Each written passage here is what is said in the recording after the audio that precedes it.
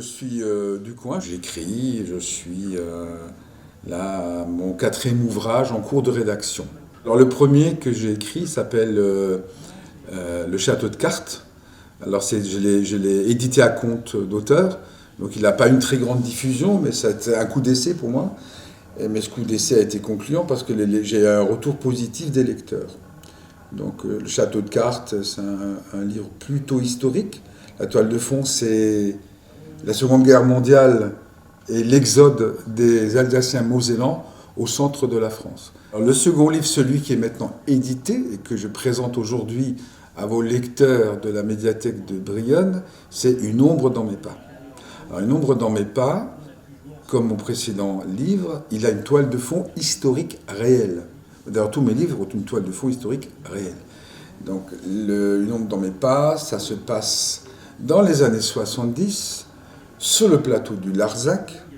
Une histoire apparemment que beaucoup de gens ont oubliée, mais qui a fait grand bruit à l'époque, c'était la mobilisation contre le camp militaire, l'extension du camp militaire du Larzac, dans les Grands Causses. Donc dans ce cadre-là, il y a un suspense. Donc j'ai inscrit un suspense dans ce cadre-là. Je préfère parler de suspense historique que de thriller.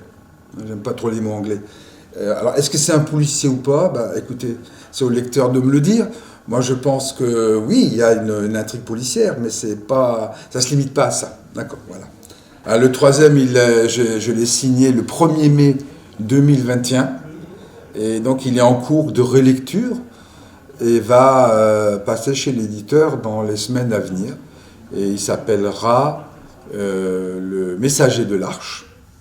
Alors, la toile de fond, parce que je vous parle toujours d'une toile de fond, c'est plutôt les années 90 du coup, et il aborde la question assez délicate du monde des sectes.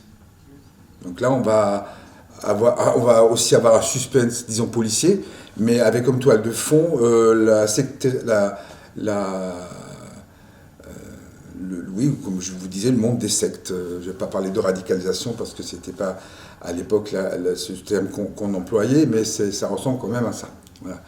J'en dis pas plus, il faudra le lire. J'ai entamé il y a quelque temps l'écriture de mon 4e roman, qui va s'appeler sans doute La Maison des Hommes Bleus. C'est inspirant, enfin j'espère. Pareil, il y a une toile de fond un peu particulière qui se situe plus dans les Alpes, du côté d'Annecy, et avec une enquête autour de la disparition d'un homme.